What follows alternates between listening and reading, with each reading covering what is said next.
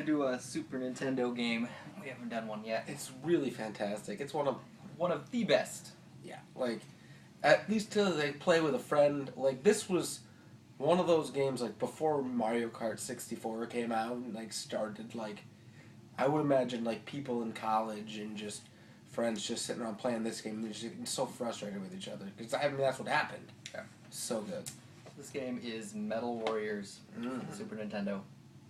Now, that all being said, first off, this is...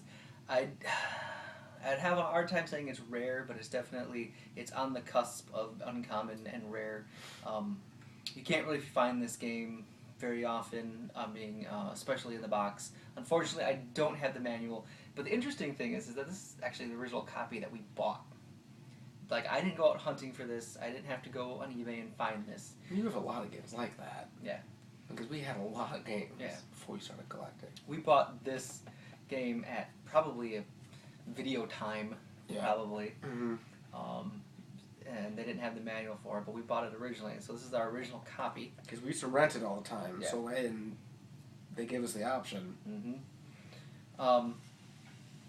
So, you're looking at, trying to find this particular game. Loose cartridge goes for around $200 now. It's Earthbound expensive, and then in the box plus manual, anywhere between $300 or $400, probably. I don't have the manual, unfortunately, but not an easy or cheap game to find. The coolest thing about this game was the two-player battle. Like, there were like 6 different machines, like a flying machine, like a ball machine, like a tank thing, like, and they all had different abilities and powers, and there was different levels, and like, you would just fight each other, and some of the levels had other machines in them. And it was fast-paced. Yeah, it was so good, and each machine had an advantage or a disadvantage, and like, if you knew the level, like, one machine could build bridges, and like, but that machine couldn't jump. Yeah, the and spider one could walk on the walls. Yeah, so there was so much you could do with this game, and then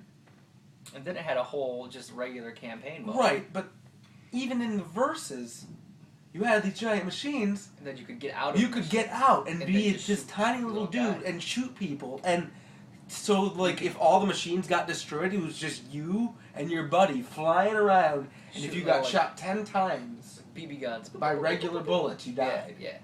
If you were out of your machine and you tried to face a mech, you couldn't do anything to it. Well, and you could eject from your machine before it exploded and jump into another one. Right, you could like try to run away. This is like the original Titanfall. This game was for all the Xbots out there. Like, really, really good. Yeah. And for me it's unique because it's one of the games that I've put a lot of time in that I've never beaten. Because the campaign mode is actually very, very difficult. Yeah. The campaign mode's good, but it's not what makes it stand out. And it's one of those games that has a passcode system for like getting to each level, and it always seems like you either write it down wrong and you can't input it right, and then you have to start over. So. Yeah, this is definitely this is actually, like I think I've probably said before, that a lot of times when you have rare and expensive games, they're crap.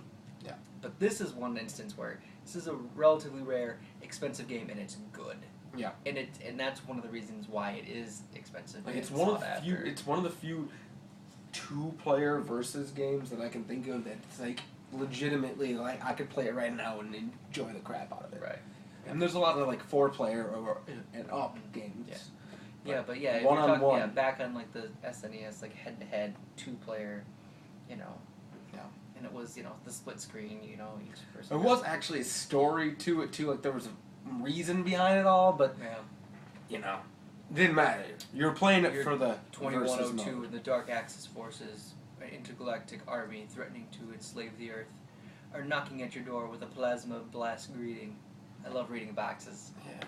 The descriptions. You got a 3-ton laser sword wielding energy cannon firing jet propelled pseudo robotic. That was like the main one. That one was like the main. That's suit. like one sentence. Yeah. You've got a 3-ton laser sword wielding energy cannon firing jet propelled suit of robotic armor. Right. The one with the lightsaber was like the main. Yeah, the main one. It had like it was like the all around like robot. If you're gonna think of like a mech, that's what that one would have been like. Yeah. And I certainly couldn't survive as myself in this universe, but I'd almost like to try. It would be fun. It would be a lot of fun. Mm-hmm. Yeah, definitely play this game. I mean, even if you have to do the evil thing and download a ROM or something, play it. Yep. Or you can come over to my place, play it with me, have some fun. I think this is the first one we've done where we were both kind of excited about it. Yeah, this is Yeah. this is a really good game. Yeah. So, all right.